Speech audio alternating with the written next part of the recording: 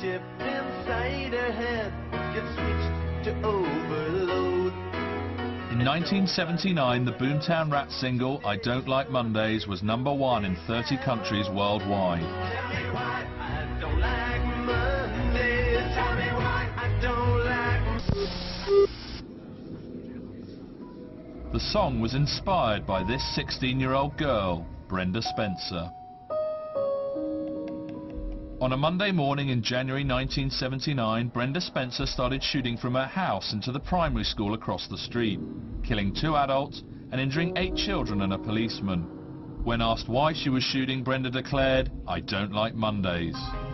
26 years later, Brenda Spencer is entitled to parole. We were granted exclusive access to her hearing and discovered that behind the eerie detachment of her original statement are now dark allegations about a seemingly ordinary suburban family. Brenda Spencer's father still lives in the house from where the shooting took place, but he has never spoken about the events of that Monday morning in 1979. I don't want to talk about it right now if you don't mind. Brenda's estranged mother has now broken her silence and told us that she thinks her ex-husband is responsible for the events of that morning. I feel that her father should be where she is and not her.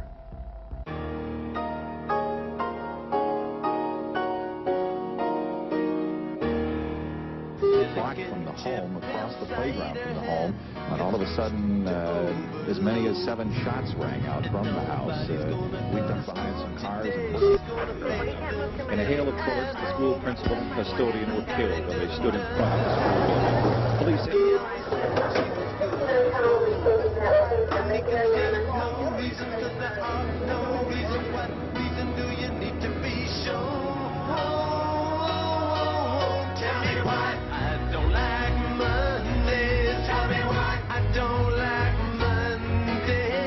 Brenda Spencer was a teenage schoolgirl who lived in the very ordinary San Diego suburb of San Carlos, California.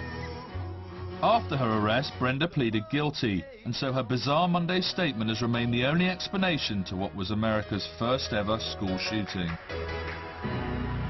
26 years on, San Carlos is nervously preparing for a parole hearing and the possibility that she might be allowed to return home. Ahead of that hearing, we tried to find out more about the girl whose only motive for shooting dead 2 adults and injuring several children was, I don't like Mondays, this livens up the day. The first person to offer an insight into Brenda Spencer was the district attorney for her parole hearing. He believes that she is still, and always has been, a threat to the people of San Diego. This is a shot of Spencer as she appeared on that particular day, January 29, 1979. Clearly I see a sense of imbalance or disturbance in looking at this individual. Why do you think that? Well, it doesn't look like a typical 16-year-old person. I think if you look at the eyes, you see, so at least I see some sense of emotional disturbance going on. Certainly she was the grandmother of schoolyard shootings, and later the paradigm came or has become that mad students go in and shoot up the schoolyard, you know, shoot up their classmates. She started it all.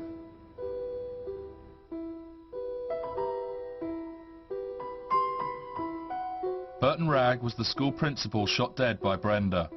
His widow Kathy has kept their house as it was the morning he left on January the 29th, 1979. I don't think his memory was anything to need to get away from. No, I don't. And, you know, he did nothing wrong. Did it make it harder to deal with that he was killed by a 16-year-old girl? Yes, it did. I went to collect my dad's things a couple days afterwards, and there was still blood on the sidewalk where he died. They hadn't scrubbed. America, let alone San Diego, had never experienced a school shooting, and as the San Carlos suburb descended into panic, the rest of the country watched on in disbelief.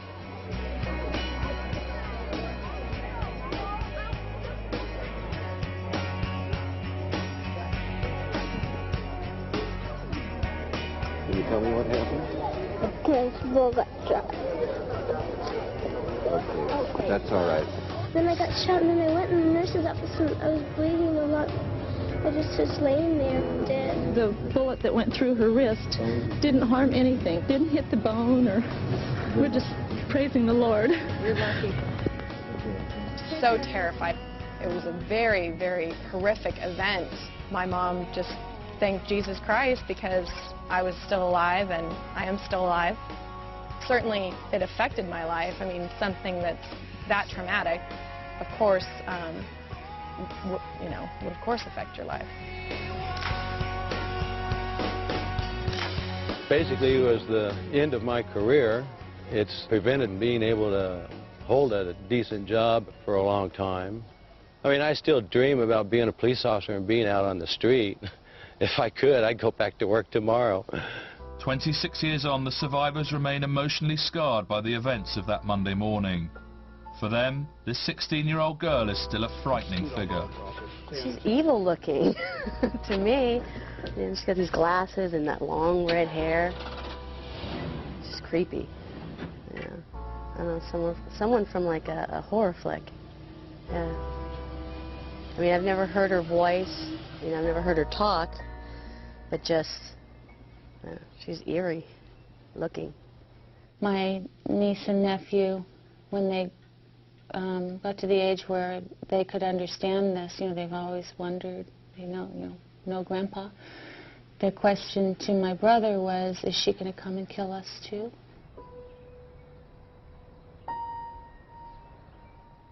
How would you describe Brenda as a little child?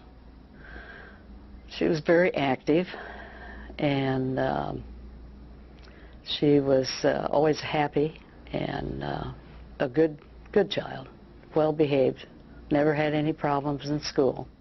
Brenda's parents divorced when she was just 9, but she, along with her brother and sister, stayed with her father.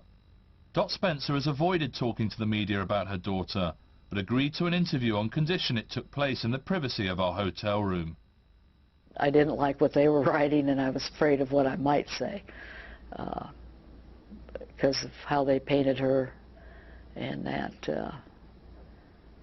was my little girl, and she's not a monster. Because Brenda Spencer was only 16, she escaped the death penalty. 26 years on, she will appear before a parole board here at her prison. The American media remained fascinated by its original school shooter, and with tensions running high ahead of her possible release, ours was the only camera allowed into the hearing room.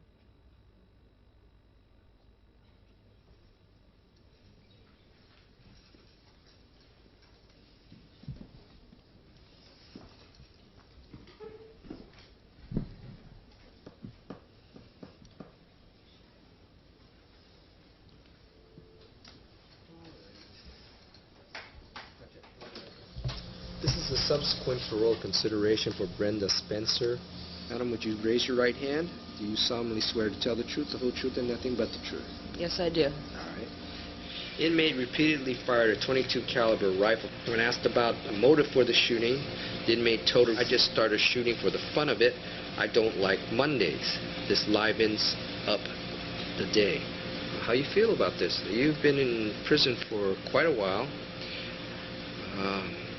You killed 2 people. Again, you wounded 9 others. How do you feel about this? I'm very deeply sorry I did it. I didn't have a right to do that to those people. This was Brenda Spencer's first public display of remorse, and with possible parole beckoning, suggested she had now gained some insight into a crime that had shocked America. The prosecuting DA believes the events of that Monday morning in 1979 were planned and calculating, rather than a perverse act of teenage boredom. Brenda Spencer was shooting to kill. This was sniper-type behavior. There were approximately 36 rounds fired at 150 feet from a telescopic rifle. She was shooting in a very deliberate manner to harm and to kill, and in fact accomplish those objectives. It was very chaotic. Police tried to evacuate many of the surrounding homes, and then many of the school children, it was first... About that in the U.S. were not commonplace. Certainly a student shooting another student or maybe attacking a teacher, but a massacre dynamic was unthinkable. On Monday morning, January the 29th, 1979, At around 8:20, the classmates of Grover Cleveland Elementary started arriving for another week at school. It was a strange morning, and it was just an eerie, odd morning. There was frost on the grass, and there was kind of a strange feeling. I remember walking to school by myself. I was probably about 5 feet from the sidewalk, and then I heard the firecrackers or the bullets she was shooting go off, and I turned around and faced directly across the street, and that's where her house was. That was my first year teaching in San Diego. The principal always came down to the gate there, unlocked that gate 5 minutes before the kids came in. It wasn't too long that I started hearing noises. That was the first one shot, in the abdomen. First were just popping noises. You know, I thought maybe it was a new toy from a Christmas present. There was some gunshots, but I thought that they had firecrackers. I didn't understand why I was on the ground. I looked out, and the principal was flailing backward, and he had blood on his chest. And I thought, oh my gosh. I got the news about 8:30, 8:45, give or take. It just didn't seem real at the time. I must have gone into some sort of shock because time passed and I was just standing there staring. It wasn't a gangbanger neighborhood. It wasn't a stoner neighborhood. This is a good neighborhood. San Carlos, good schools. Things like this don't happen. We don't have this kind of crime. My gosh. As we were running down the sidewalk, we could hear shooting. And when we got down here to the end, there was a bunch of little school kids all huddled against the side of the wall. As Brenda continued shooting, the police evacuated the 300 pupils out of the back of the school, where they were bused to safety. I turned, and that's when the bullet went through my wrist, because Brenda was actually aiming. She was shooting to kill. I remember Crystal Hardy screaming, "Am I going to die? Am I going to die? Am I going to die?" Absolute chaos to start with. Utterly chaos. Other reporters with the head police incident commander, the paramedics, just a lot of movement, people running. For a while she had just an open shooting gallery. I was up at Torrey Pines counting money. We happened to have TV on, which we normally didn't, and they were talking about the shooting. Next thing I know, I got a phone call from the police department stating that it was Brenda and they were coming up to get me. And I said, I can't go. I've got a desk full of money. And they said, you're coming. So they came up and got me. That day, that information kind of spread fairly rapidly. Probably until I got home in the afternoon, I don't know that they knew, who the shooter was. The sniper has been identified as a 16-year-old junior at Patrick Henry High School, Brenda Spencer. That's my student. She should have been at school today. She's having a bad day. The bullet went in, and it nicked my jugular vein, and then it bounced off my shoulder blade and had lodged against my spine. I was in that house right there, irritating her like crazy. Brenda, pick up the phone, and then I was squeaking the bullhorn, basically raising kinds of hell with her. We start questioning, why. Why? Why me? She seemed pretty harmless. The shooting turned into a siege situation involving more than 100 officers, 30 patrol units, and 20 SWAT team members. Honestly, I was a little pissed that the SWAT team didn't blow the house away, and with her in it.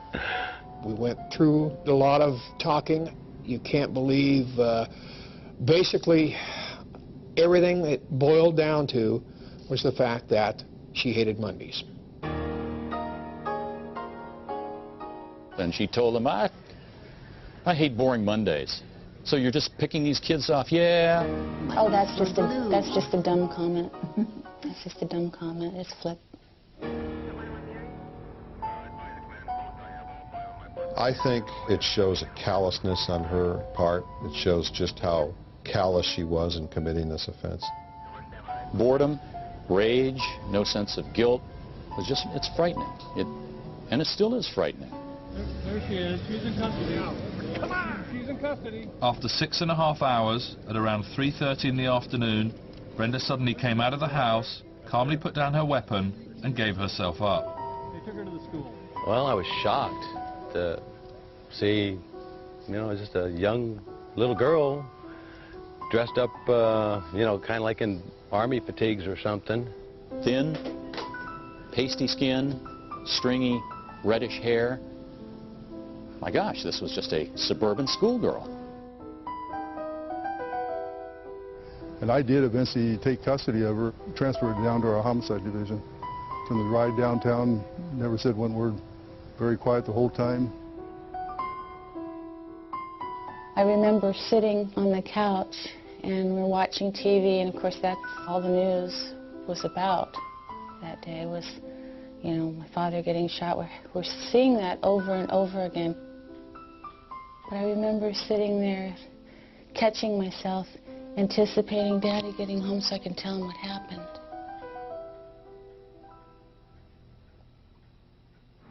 Since late last week, the rumors persisted a deal would be made between the attorney for Brenda Spencer. The seriousness of Brenda Spencer's crime meant that although only 16, she would be tried as an adult.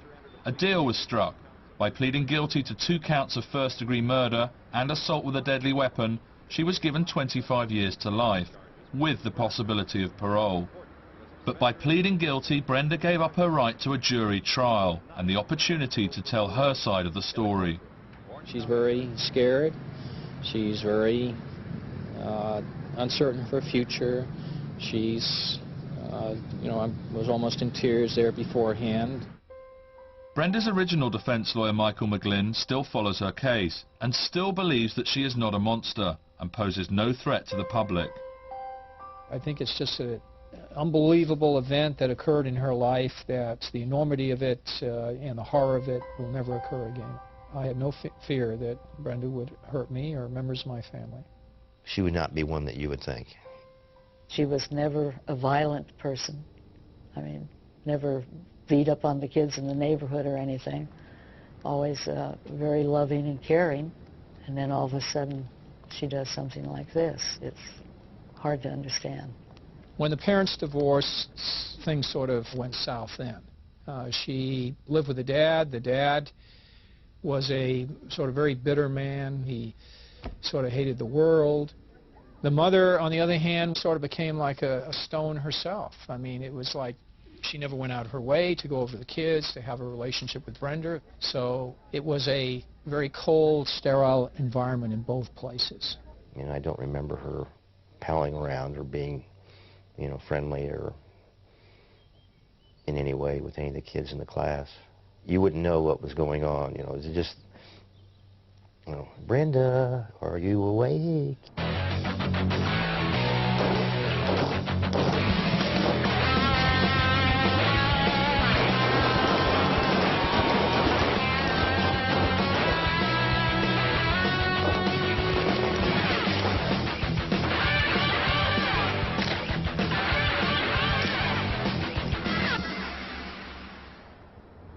This is the rifle used by Brenda, and because it's lightweight and easy to operate, it is the weapon of choice for school shootings in America.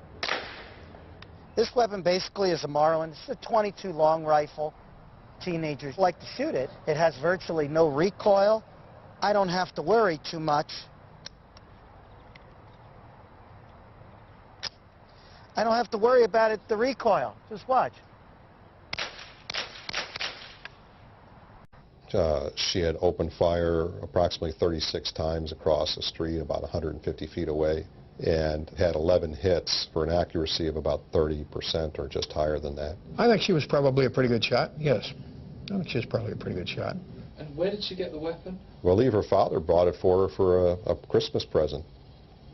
He buys her a .22 for Christmas with 400 or 500 rounds of ammunition. I mean, it's like, hello?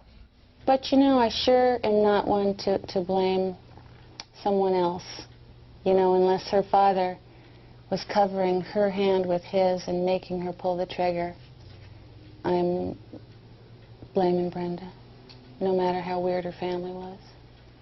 Before the current parole hearing, the only insight offered by Brenda into the shooting came in the form of a brief but bizarre news interview she gave in 1993. Brenda claimed she was hallucinating at the time of the shooting, even though her toxicology report showed no traces of drugs.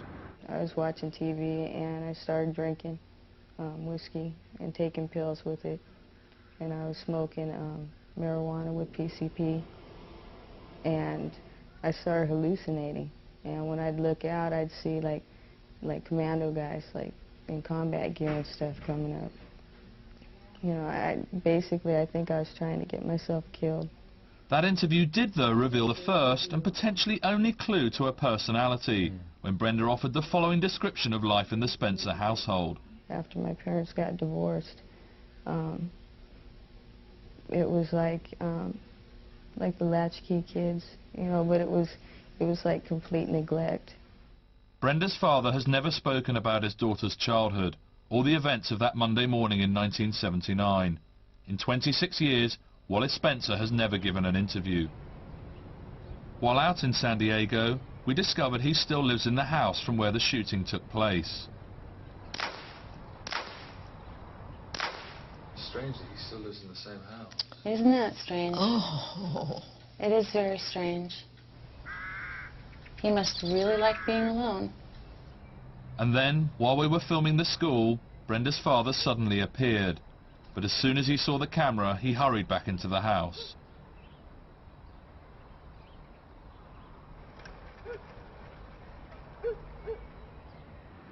Brenda's defense team believes that away from the Spencer house she has become a different person.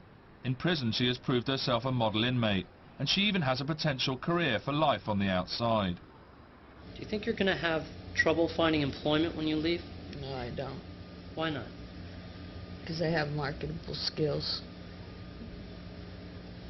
What kind of skills do you have? What would you like to do upon release? I'd like to drive the forklift. You'd like to drive a forklift, what you're doing right now? Yes. From the moment that she was taken away from that home, Miss Spencer has thrived. She spent the last 26 years of her life improving herself, not just to comply with the board's recommendations, but to gain marketable skills and to try to ensure her success once she is released. Well, the fact that she's done so well in an institution, I think, speaks volumes about her. If Brenda was an out-of-control, dangerous person, you know, you would have seen more evidence of that in the last 20 years.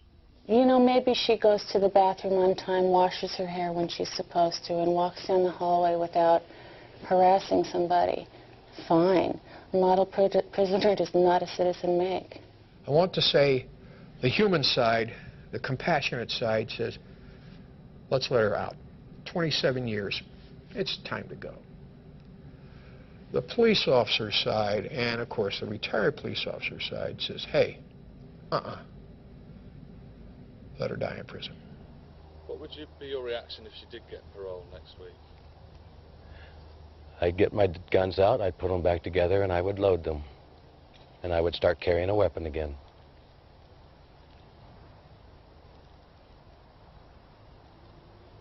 Because I think if she got out, she tried to finish the job. Do you remember much about what occurred? Not a lot. I'm sure I did it. I just don't remember everything in sequence. Do you remember the shooting itself? I don't remember the shooting itself. You don't? No. All right. I don't remember it, but I'm sure it happened. I'm sure I did it. Brenda's state of mind does remain potentially fragile. 5 years ago, she tattooed herself with a hot paper clip. Did you hear about her scratching, getting a paper clip hot and self-mutilating her chest over a failed jail romance? The relationship didn't go well. She went into a depression and used a paper clip as a makeshift tattoo device to burn the words courage and pride on her chest. Why courage and pride? And that's not actually what it says. It's written in runes. Okay. And I think they made a mistake when they read it. Okay, what does it say? It says unforgiven and alone. I'm sorry, what? Unforgiven and alone.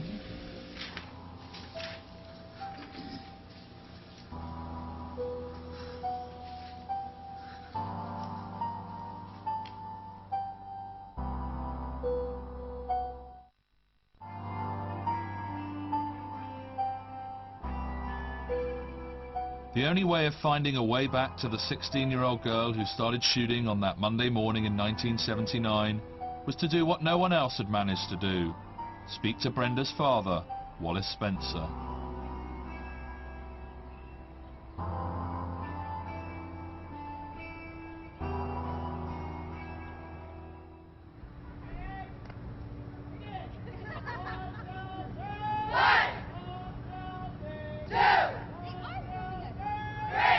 And her day would consist of, she would wake up, go to chow in the morning, go to work about between 7:30 and 8 o'clock. After she finished that, then more or less she can go back to her cell, relax for the evening, eat dinner, and then the yard basically is open until 8:30 at night. That's a typical day. Brenda Spencer has only one regular visitor, her father. Every Saturday, Wallace Spencer makes the 5-hour round trip from his house in the San Diego suburbs to upstate California to see his daughter. He has been making this visit every Saturday since Brenda was jailed.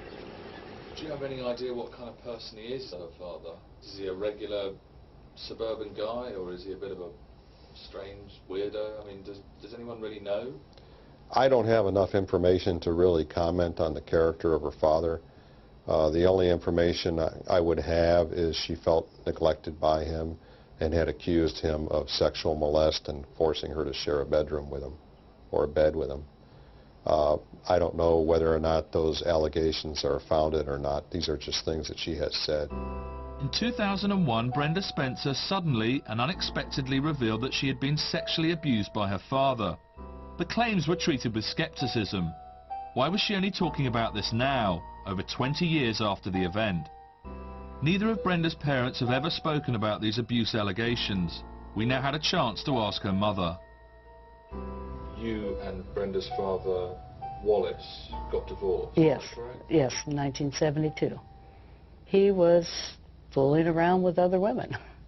And he come home one night, asked me if he could leave for a year if I'd let him come back. And he'd already rented an apartment somewhere, and I just laughed. And a few days later, I filed for divorce. So why do you think he got custody of the children? It was in the time when the court system was swaying back and forth, and he got the two older ones to say that they wanted to stay with him. And then so they didn't want to split up the three, so he naturally got Brenda. Within a year of Brenda being jailed, her father remarried. Wallace Spencer's new wife, who quickly moved in with him, looked so like his daughter that some people thought Brenda Spencer had actually been released from prison. I can recall about a year after Brenda was committed, getting a call from one of the detectives wondering what Brenda was doing out. This girl looked very similar to, very much alike like Brenda. Sheila was her cellmate up at Juvenile Hall.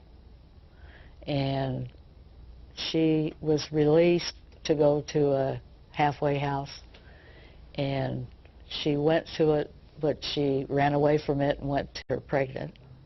So they had to get married or go to jail, either one. So how old was this girl at the time? Younger than Brenda. 17-year-old cellmate? That's weird. That's strange. Her stepmother is younger than her. And that sort of raised a lot of eyebrows. Is that, is he a pedophile? Who knows? And so they got married and had a daughter, and shortly after that Sheila left and left the daughter with Wally. We met Brenda's half-sister, who lives with her father Wallace. She was friendly and currently studying sociology at the University of California. but she didn't want to speak on camera about her half-sister or father. And I'm thinking, no, I don't, maybe they're not normal suburbanites.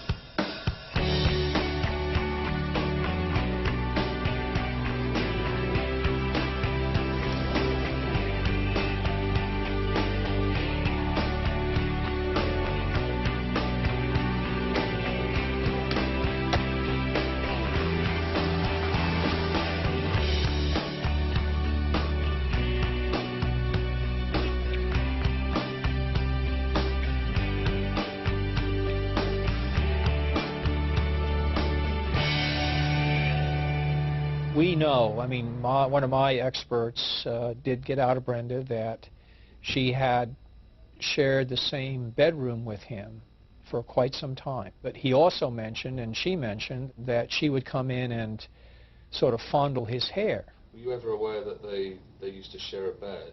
Yes. Unfortunately, I am. And actually, he didn't have much furniture. I think they slept on a mattress on the floor. In Brenda Spencer's parole hearing, her relationship with her father became the focus of the Commissioner's inquiry. Now, in regards to your family, are you still in contact with any of your family? I'm still in contact with my father.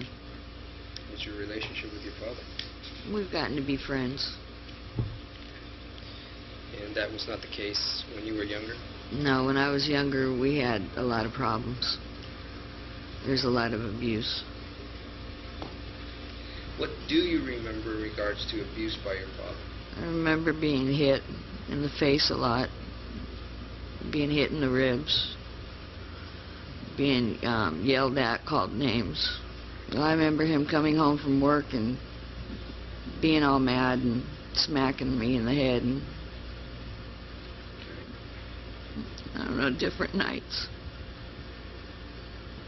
when he would just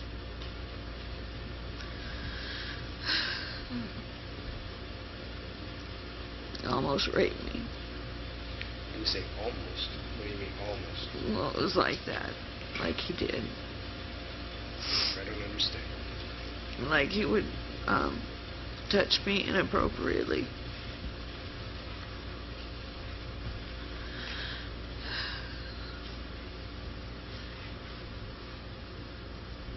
I don't know how to say it.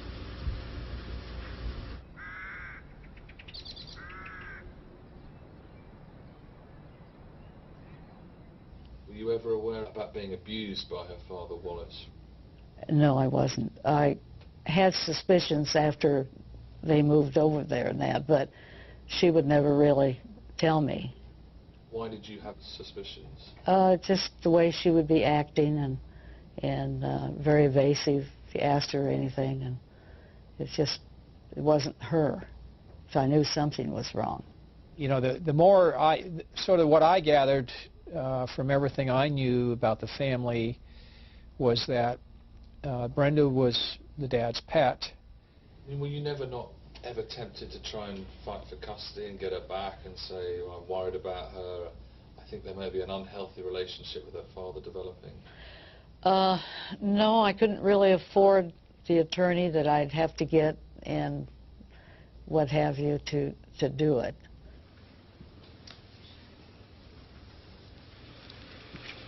Obviously, your father was given custody of all siblings. Did you get to see your mother much? Not a lot. What was your relationship with your mother at that time? Well, sometimes I'd stop by her house, but she didn't much seem to care to see us or anything. No, that's not true. I'd see her maybe once a week, and then she'd come over and spend a part of the weekend with me. And I'd come home from work, and she'd be sitting at the door waiting for me to come home. So we'd talk and what have you. Okay, but she wasn't able to get a letter to us this week? All right. I thought you told me you weren't in contact with her anymore. I haven't been lately, Well, but how long in the has this- past I have. It's been about 5 years since I talked to my mom. 5 years? Mm-hmm. Brenda did start having problems at school, and they did send her to a special school. And I had one interview with one of the people, and they did say at that time that she was kind of suicidal. What age was that? What age was that? It was just probably a few months before the Christmas that he bought her the gun. And did you ever talk to Brenda about why she started having problems at school, or how she might have been possibly suicidal? No, I never did.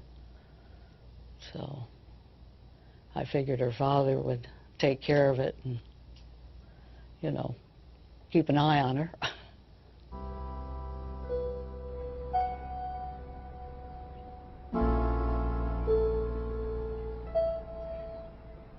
Brenda's father, Wallace, was inside the house, his van parked in the driveway. But when I went to the house, he told me to go away and leave him alone.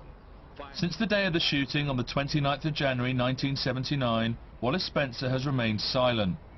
We delivered a handwritten note through his letterbox explaining that we had been at his daughter's parole hearing.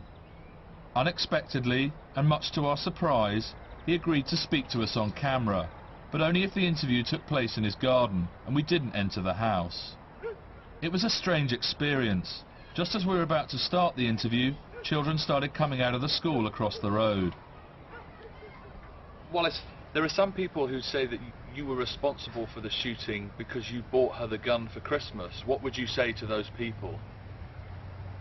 Well, I'd say it's, you know, it's none of their damn business, but I bought a rifle for her Christmas because I thought she was ready for that, and we used to go up in the mountains and she used to target shoot up there.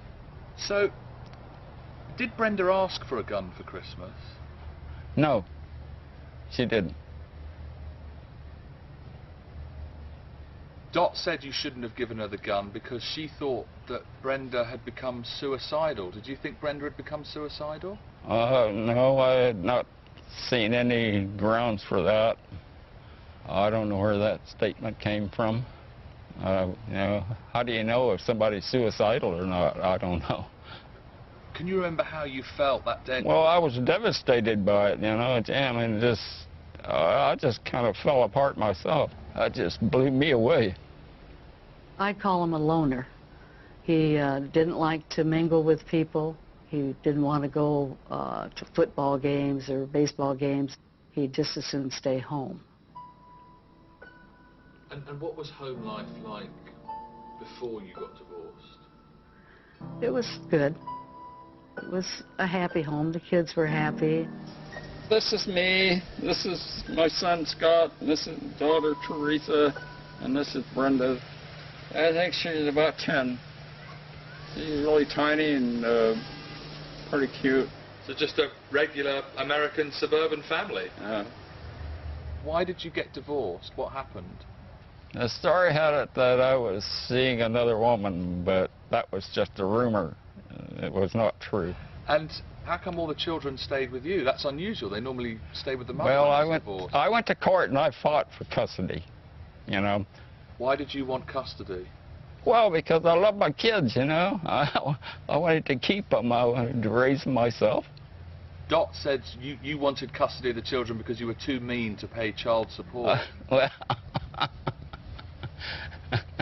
oh, jeez. Well, I've heard several stories, but I went to court to fight for custody because I love my. I went to court to fight for custody because I love my kids. Wallace, Brenda did say in her parole hearing last week that you sexually abused her.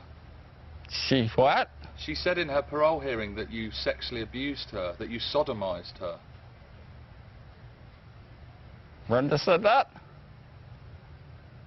In her hearing on Tuesday? Well, it's not true. I mean, her exact words, and I'm just telling you what well, I heard okay, in the parole I mean, hearing, was that you almost raped her. No, well, that never happened, you know. I would take a lie detector on that. I never did anything like that. Did your father perform sodomy? And that led to digital penetration? Yes. And later into intercourse? Yes. So are you now indicating that there was actual intercourse involved? It was, I guess you'd call it sodomy. And Brenda's mother said to us that you and Brenda, after the divorce, shared a bed together. Well, we shared the bedroom. She had her bed, I had my bed. Have you ever discussed this with your father? I've tried to. All right. And I don't when get anywhere. Well, did you ever confront him? I confronted him. What did he say? He just doesn't want to talk about it. So Wallace, how did you come to marry one of Brenda's former cellmates? What happened there? I don't think I want to answer that question. And are you still with her? No. No. Okay. But your daughter lives here? Yes. Oh. She did not want her daughter. Okay? And that's the only statement I will make. Once the allegations of abuse came to light, did you ever want any action taken against Wallace? Did you want the police involved? I would have liked to have them, yes. But there wasn't enough evidence to do anything. But I would have been very happy if they had done something.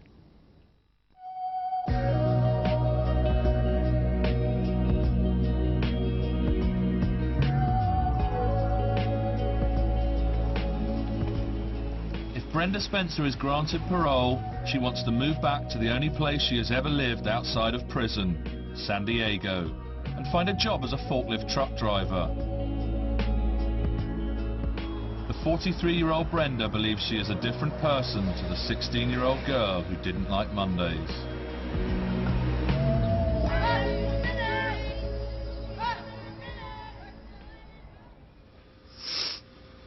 I realize that nothing I do and no amount of time will bring Mr. Ragg or Mr. Suker back. And it won't erase the fear and stuff that I've given to those kids and Mr. Rob. I just want them to know that I'm very sorry, and I don't know how to make it up to them. But I try every day to make myself a better person because I don't want anything this horrible to ever happen again.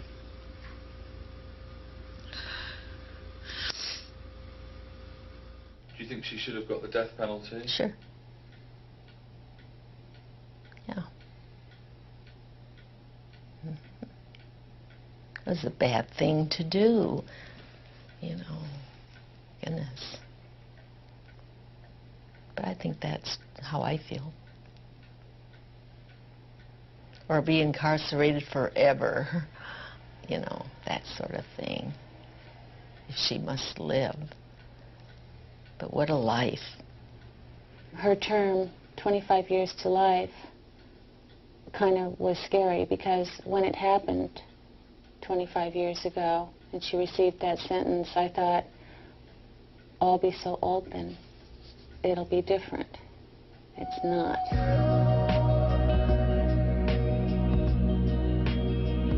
It was expected that the parole board would take at least a couple of hours to consider Brenda Spencer's case.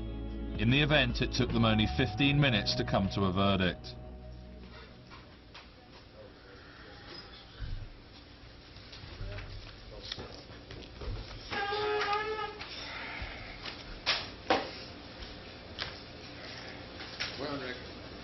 All right, we have all returned. At this time, the panel has come to a decision. The motive of the crime was inexplicable or very trivial in relationship to the offense.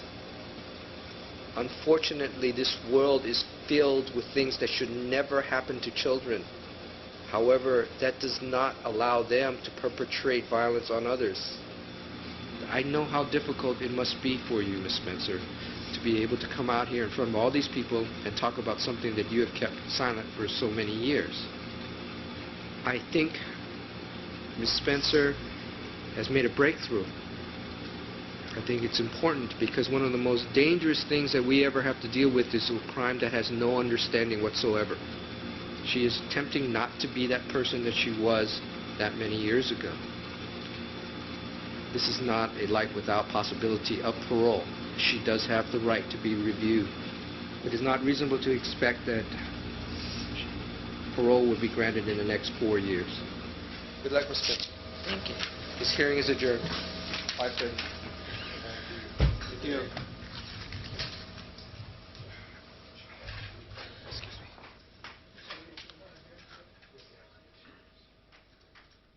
This is News 8 at 6:30. Parole board has decided Brenda Spencer should stay behind bars for at least 4 more years, despite in one of the most highly publicized crimes. So it will be 2009. I'm Bob Banfield reporting live. NBC 739. Do you ever feel at all responsible for what happened on that day in 1979? Somewhat. If I thought if I could have held the family together, if he hadn't been out, you know, fooling around, or maybe if I'd been more tolerant and let him have his little fling for a while, and that we would have stayed together, that maybe it wouldn't have happened. So I do feel a little bit responsible. I don't feel responsible for what she did, but I still love her. She's my daughter, and I go see her every Saturday if I can. I feel that her father should be where she is and not her, for buying her the gun and what have you. I want to live long enough to see her out of there, and you know, I'd just like to know that she's okay and can take care of herself when she does get out. So. But you can't explain why she did it. I have no idea. I can't explain why she did it. I don't know.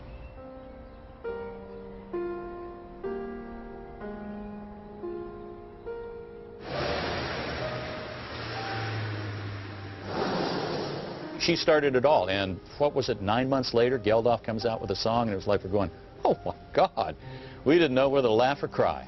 Oh, yeah, that was idiotic. That was idiotic. No. I used to work Mondays, and they almost always used to play it at about 2 o'clock on Monday. And that's kind of when my shift would start, and I'd get in there, and I'd be walking into work, and there that song would be. So, yeah, I like that song. I think it's a pretty song.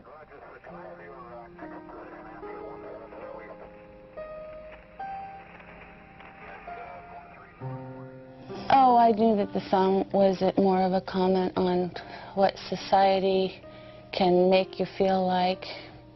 But like I said before, anything that reminds me of that day, I really don't care to hear about.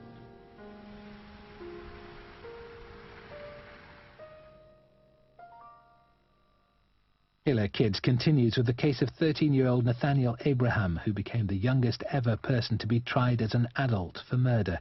Both sides of the debate explored next.